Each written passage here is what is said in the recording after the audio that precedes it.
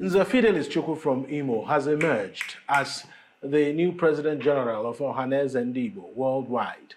This is contained in a communique issued at the end of the Ohanaeze Ndi Igbo worldwide Imobi and General Assembly meeting held over the weekend in Enugu, and it was signed by the Secretary General of Ohanaeze Ndi Igbo worldwide, Ambassador Oke Emuche. Chukwu's leadership is expected to last only 27 days, needed to complete the Imo tenure, which of course would end on January 10th, 2025. Now, how will this latest development shape the future of Ohanaeze Ndi Igbo with all the expectations from the socio-political organization? This is the Eastern Eye. I am Alex Obodo. Tonight I'm joined by Chief Dr. Alex Ogbonna. He's the Publicity Secretary of Ohanaeze Ndi Igbo worldwide. Ozawalona Okosisi, thank you so much for joining me tonight on the Eastern Eye. So typically the question will be, why 27 days? Why not Ohanaeze organize election for a new PG? Why 27 days? And maybe you talk us through why the Ohanaeze decided to give him just 27 days. Yeah, the point is that the Imo State has been, they have had a chain of catastrophe of deaths of the President General. First of all was Professor George Obiozo when he died. Unfortunately, when we lost him, Imo insisted that the tenure had to be exhausted. They had to exhaust their tenure. And to that extent, they pleaded that they should replace George Obiozo. To that extent, they brought in Chief Dr. Emmanuel Iwanyang to replace Obiozo. Unfortunately, again, Chief Emmanuel Iwanyang also died on 25 July 2024.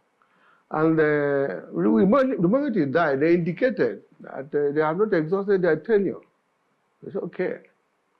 Now, this time around, they came up with another pleading that we should also allow them to exhaust their tenure. We looked at tenure, just 27 days to January 10, 2025.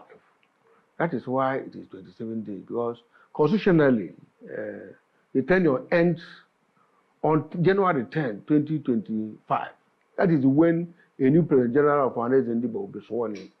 And evidently, we are looking at, if you look at the Constitution, it rotates among the Ohanaeze states. After it begins from Abia, after Abia, you have Anambra, after Anambra, Delta, even if you call it Anioma, after Delta, Ebonyi, after Ebonyi, Enugu State. After Enugu State is Imo, after Imo is Rivers. So that's how it rotates in that clockwise, alphabetical order. So it is the turn of Rivers State to produce the next President General come 10 January 2025. So that is why 27 days.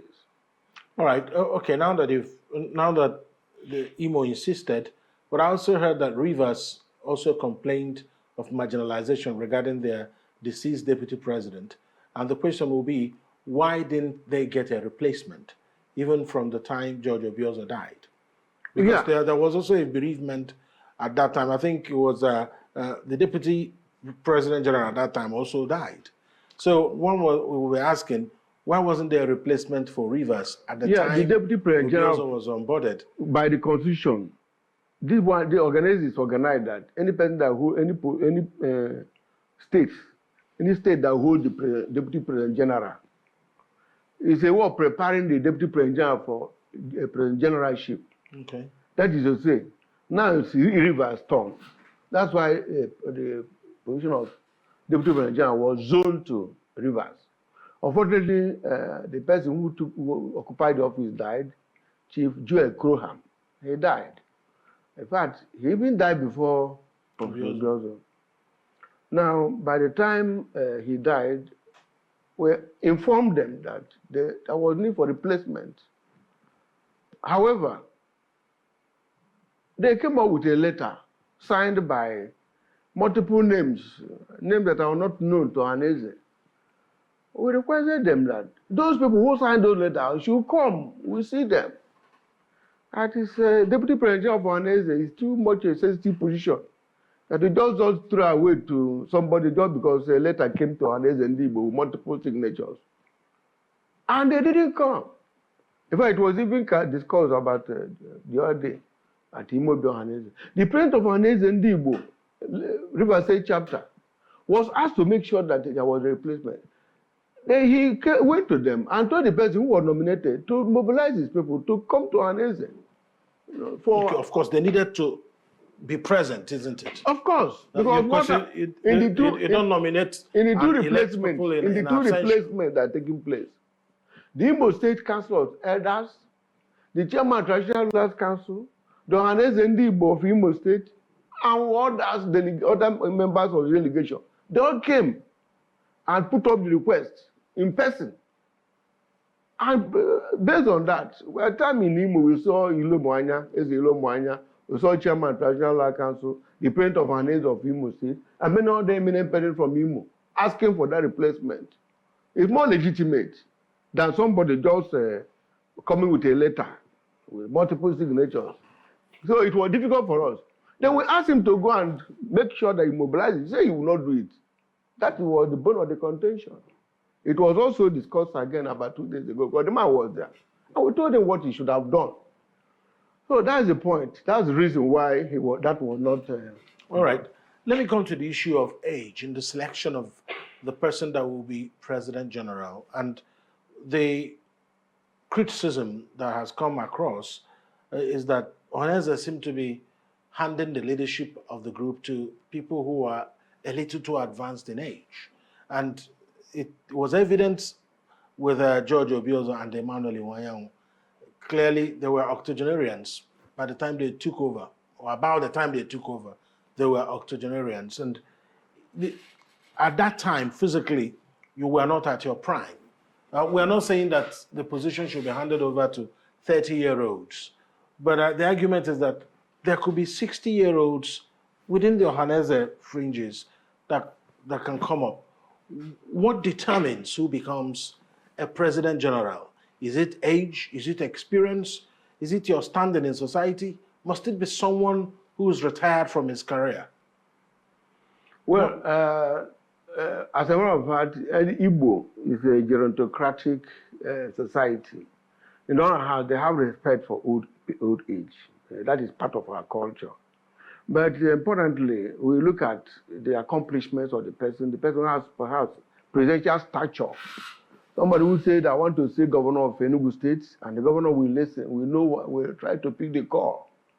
He said, I want to see governor of Imo State. The governor of Imo State will pick the call. Somebody who is accomplished in life, who is somebody of presidential stature, somebody who has made name. So not just the Southeast, but somebody who can as well call the presidents, and the presidents will know that they received a call. That's the kind of thing we are looking for in the president of Ohanaeze Ndi Igbo at any given time. And that must be authority in Igbo land. For you to lead them, you must have authority of age, or authority of wealth, or authority of intellect, or authority of wisdom, or authority of something. There must be something that places you high. So you'll be able to have some influence and authority over the people.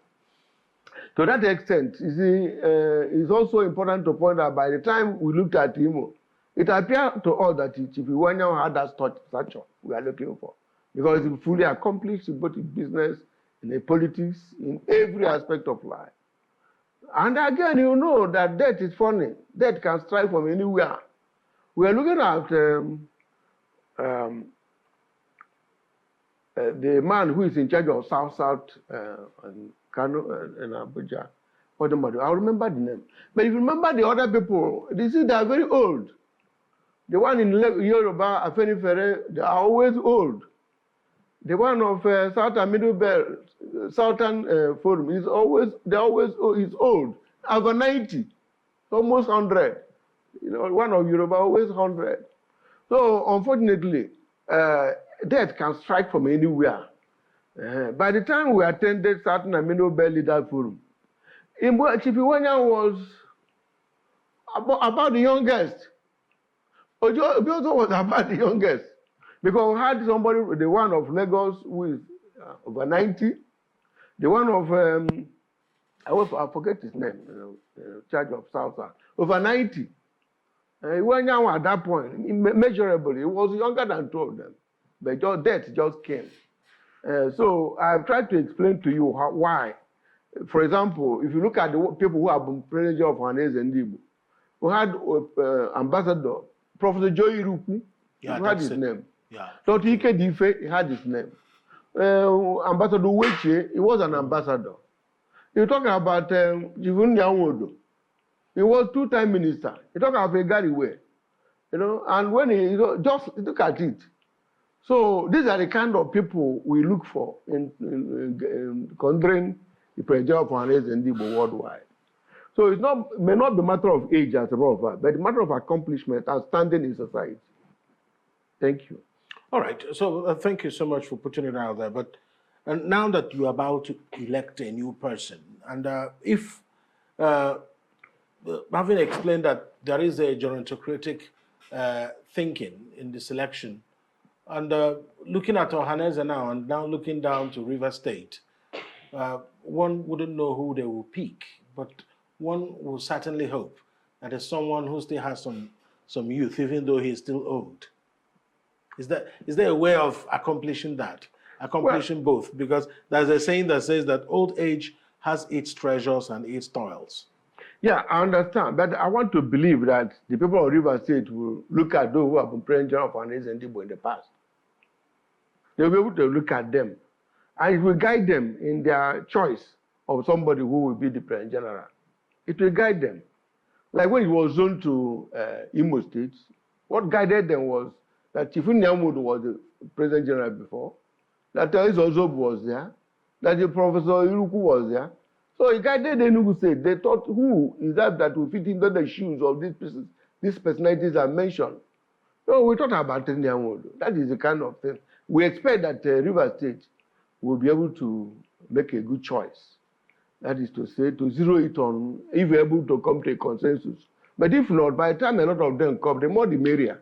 They have a screening committee and other things. We look at other variables and see to the extent the persons we can support or elect. All right. Let's take a look at the government under which you are about to finish the tenure.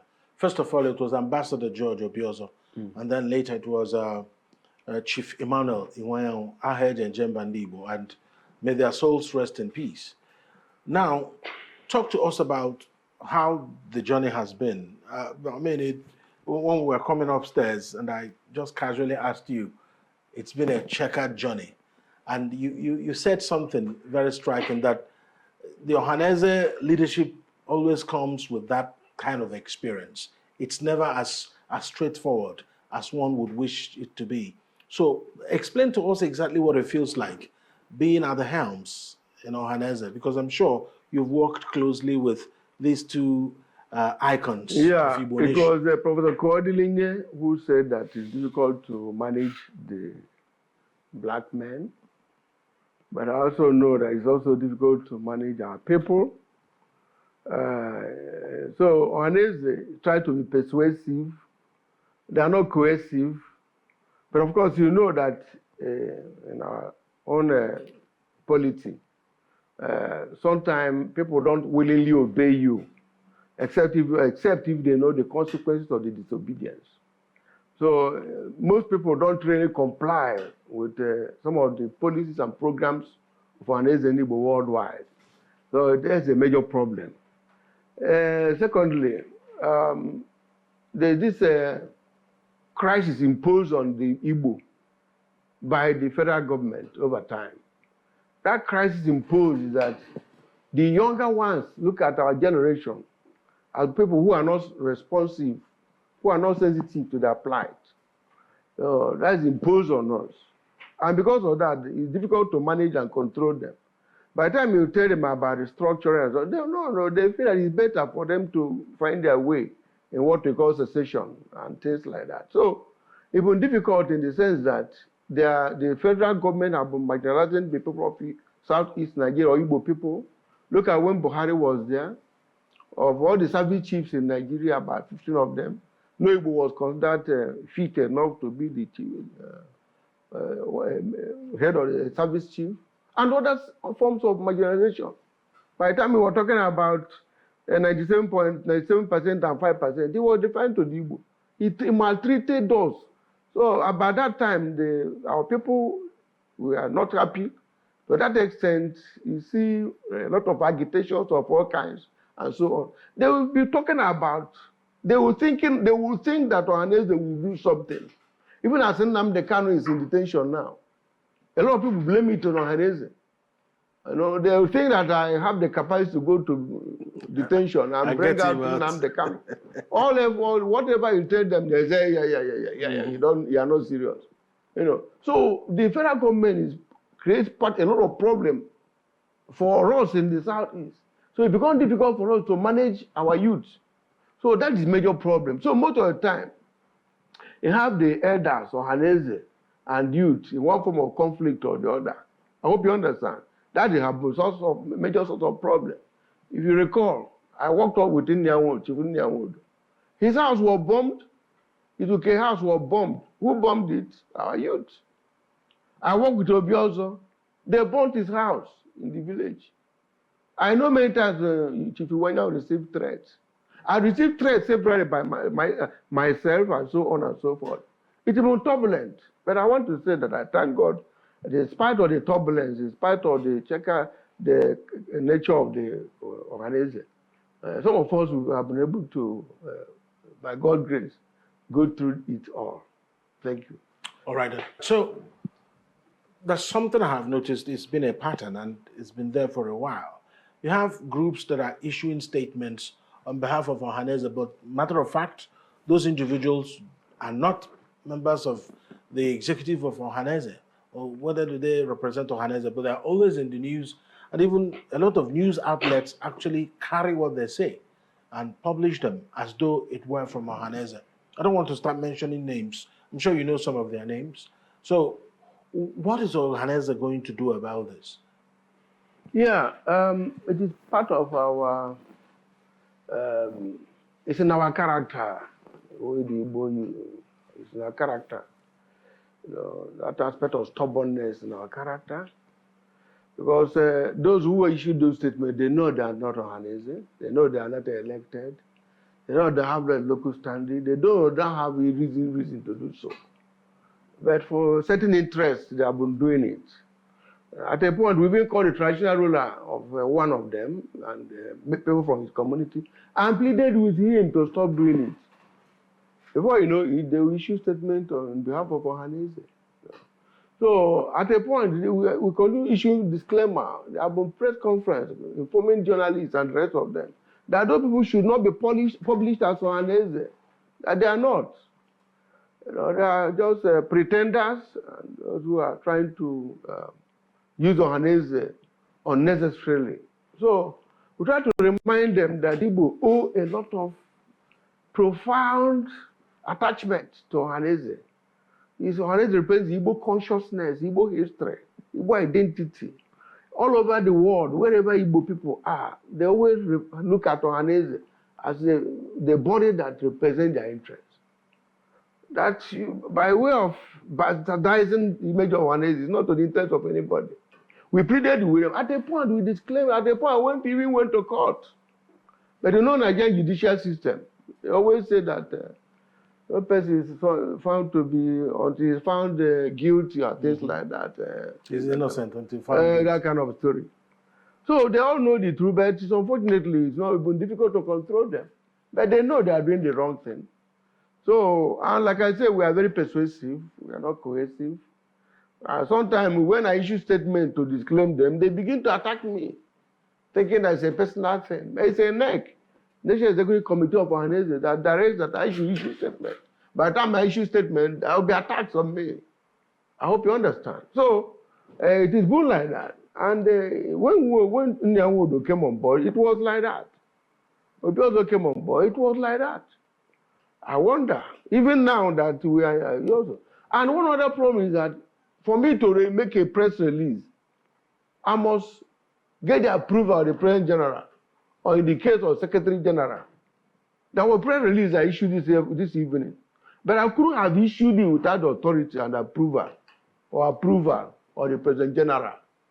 So, but sometimes, you know, whimsically, they just develop something and push. And the journalist is always in a haste to get something within the wave of the moment and publish. That is a part of the problem. So we believe that we'll be able to talk to their conscience, speak to their conscience with time to stop what they are doing, because it's not in their own interest and interest of anybody. That's the position. Okay, great. So let's talk about Ohanaeze youths. Is there anything like that? Yeah, it's great. Ohanaeze youth has a place in the constitution, youth wing and women wing. We have them. And the essence of that is to see how can kind of leadership training, to contain the youth from other ethnic groups. There are certain responses that I will not be expected to make.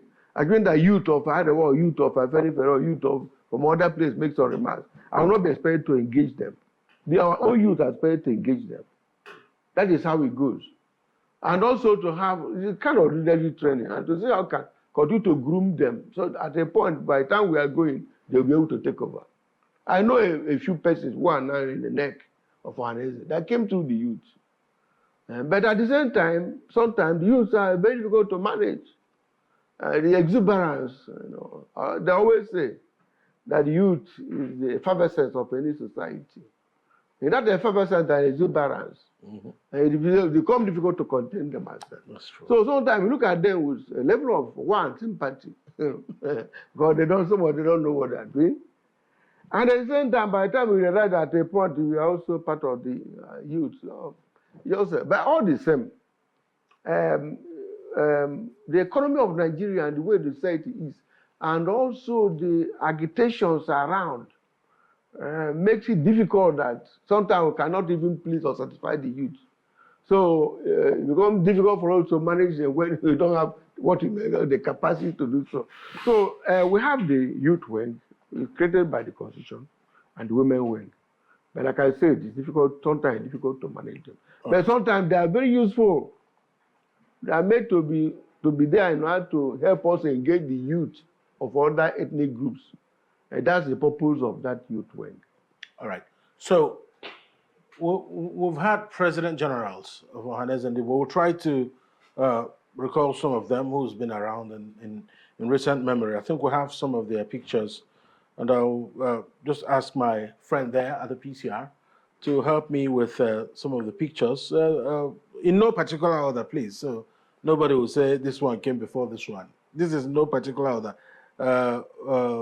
Chief Dozie Ikedife. Chief Dozie Ikedife, just tell us briefly, maybe in a minute. Maybe what I should do is just to mention their names.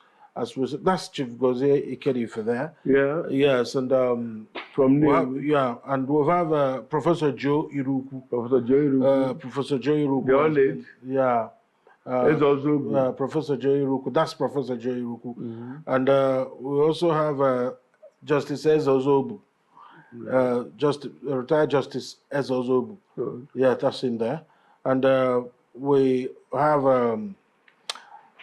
we've had, of course, the likes of Egariwe, Gary Egariwe. Yes, that's him. Good. Yes, and we've also had Professor George Obiozo. Yeah. Professor George Obiozo, that's him. May he rest in peace. And we've had Chief Emmanuel Iwanyao. And of course, we wanted to put faces to the names. And may he rest in peace too. And then Chief Nya Nwodo. Chief Nya Nwodo is still very much around. And also we have Ralph Uwechwe. Ralph Uwechwe, may he rest in peace still. Ambassador Ralph Uwechwe, that's him there. And then we've also had, I think, that's about it for now. Then we have the latest person who will stay there for 26 days now. Because I think. Yeah, but it's important to inform that he jumped the first one who Caribbean. Okay, when it was Igbo Union. No. Okay, yeah. Ohanaeze Ndi Igbo. Ohanaeze Ndi Igbo. There's a doctor, Akanu. We'll have his picture somewhere. I don't know whether we can former reach governor, it, of course. Governor of the Governor General. I mean, these are the caliber of men that have been on the helm of affairs of Ohanaeze.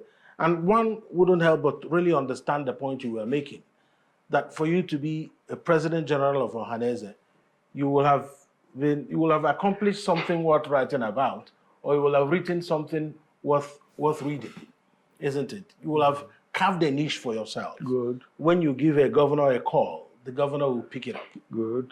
That's the point there. But at the end of the day, how do you nurture people who are coming up? The 20-year-olds, the 25-year-olds of today, how will they come up to really get to the iconic levels these men have actually accomplished? Well, it's not that you just do your best to see how you can nurture somebody, but somehow it depends on the person, the individual. Some people are born great, some people struggle to become great, and some people just like that. Just like you, at a very young age, you were inspired to work hard for you to occupy a position now. So somehow you can succeed in nurturing people. But I think that some people are made to be more audacious, more hardworking, more humble, respectful, dispositional humility, good public relation. And by the time they continue working hard, and ultimately they will come up to a stature where their position of service will be of consequence. That is what it is. So we are trying to, much as we can nurture, just like a group of youth we try to nurture, but we've lost some of them. As we go on, if you listen and some people, only a few can still get on with you. That's how it is. So, but somehow God has hand in it, environment has hand in it, nature and circumstance, all these have hand in somebody becoming what A or B in life. Okay, let's talk about how Ohanaeze has managed to run in these past years. A lot of people say that there's been too much politics, that may be the problem, that the Ohanaeze is now under the footstool of the state governors, that they are the ones dictating what happens and who becomes what. So is that the case? Or do you think Ohanaeze has found itself in a situation where it cannot help it? It's not that you can help it, but the truth is that people expect that Ohanaeze should be completely independent of the governors. But it's not practicable. It's not practicable. Relationship with governors are very, very essential, very vital. Like I said, we are persuasive. Sometimes we come with programs and so on. Without working with the governors, without collaboration with the governors, our programs will not be implemented. We talked of a Bibago. Bibago was initiative of Ohanaeze. But now, how do you think I can implement the elements of Bibago without the government of the state? It's not possible to work in isolation of the governors of the state. So that collaboration is very, very essential. Some people don't understand it. Sometimes they tell you a governor A, or B, or C has taken control. But for me, I've not seen that interference as much. At a point, the Southeast governors were divided between PDP and APC. But you know the stand of Ohanaeze. Ohanaeze took a very strong stand for Labour Party, P2B. I'm a founding member of PDP, not just in my local government, but the Enugu state. We talk about PDP in Enugu state. I and Dr. Nwodo, Uchendu Ezeagu, Boniface Achu, Ndokago, and so on. That's how we formed PDP in Enugu state. Alex Ekweme was working with us and helped us to form what we call PDP. I was the founding member of PDP the very day it started. I worked very closely with Alex Ekweme and founded PDP. But when it came to turn of Igbo to produce president for Nigeria, I abandoned PDP and worked for Labour Party. I worked for P2B. If you search the internet, you will see all my press releases against even the PDP, which is my darling party, which was my darling party. Not easy, but was. I attacked Atiku, attacked the people who went for zoning and couldn't achieve result because it was Igbo interest to produce the president of Nigeria for Nigeria. The chairman Southeast then was one of the vice president generals of Ohanaeze Ndi Igbo, Mbuze Nanka, Chief Damian Okeke, was the person, chairman, Southeast coordinator for P2B.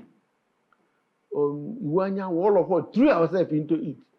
But Iwanya was Ohanaeze President General, but who opposed Ogbonna was APC.